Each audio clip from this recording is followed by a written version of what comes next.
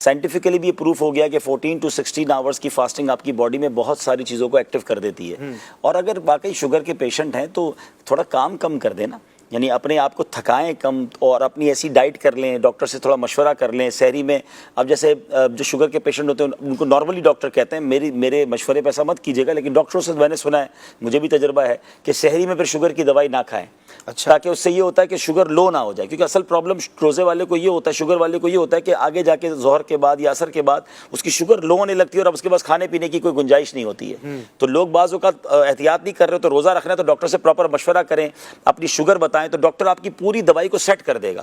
کہ جیسے مجھے کہا کہ بھائی آپ سحری میں نہ کھائیں دوائی، تو پھر پورا دن بڑا اچھا گزرتا ہے تو نہیں کھاتے. اچھا، ایک دوائی کھانا جو ہے وہی آپ کی گلوکوز جو ہے گلوکوز جو آپ کی آہستہ آہستہ جا کے افطار تک چل رہی ہوتی ہے، آپ پورا کر لیتے ہیں. تو اس طرح بندہ چاہے تو رکھ سکتا ہے، بہانے نہ بنائے. روزہ نہ رکھنے کے نقصانات ہیں، اس میں یقیناً وعیدیں بھی ہیں، عذاب کی باتیں بھی ہیں، لیکن جو فضائل ہیں اس سے محرومی بھی تو بہت بڑا نقصان ہے. یہ خود نقصان، یہ کتنا بڑا نقصان ہے کہ حدیث پاک میں آتا ہے کہ جنت میں ایک دروازہ ہے جس کو ریان کہا جاتا ہے، باب الریان، اور اس سے وہی داخل ہوں گے کہ جنہوں نے روزہ دار داخل ہوں گے، ان کے علاوہ کوئی بھی داخل نہیں ہوگا. تو اب ذرا سوچے کہ جو روزے نہیں رکھتا اور قیامت میں روزہ دار اس دروازے سے جا رہے ہوں گے، اس کو کتنی محرومی ہوگی کہ میں بھی روزہ دار ہوتا تو میں اس کے اندر سے جاتا نا. اسی طرح احادیث میں یہ بھی مضمون ملتا ہے کہ جس نے رمضان کا روزہ رکھا اور اس کی حدود کو پہچانا اور جس چیز سے بچنا چاہیے اس سے بچا تو جو کچھ گناہ پہلے کر چکا ہے اس کا کفارہ ہو گیا. سبحان اللہ. اب یہ رمضان کے روزوں کا ایسا فضیلت، ایسی فضیلت، تو پھر کیوں؟ اچھا، پھر قیامت کے دن روایتوں میں یہ بھی آتا ہے کہ جس دن لوگ حساب کتاب میں مصروف ہوں گے نا، روزہ داروں کے لیے دسترخوان لگایا جائے گا.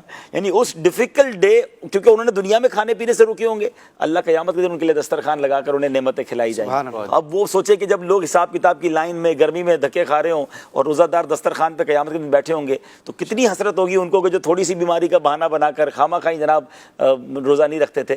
تو ایٹ اینی کاسٹ کوشش پوری کرنی چاہیے کہ روزہ رکھیں. ہاں، پھر واقعی ورس کنڈیشن ہو گئی تو جو شریعت نے اجازتیں دی ہیں علماء کرام سے مشورہ کر کے وہ پھر الگ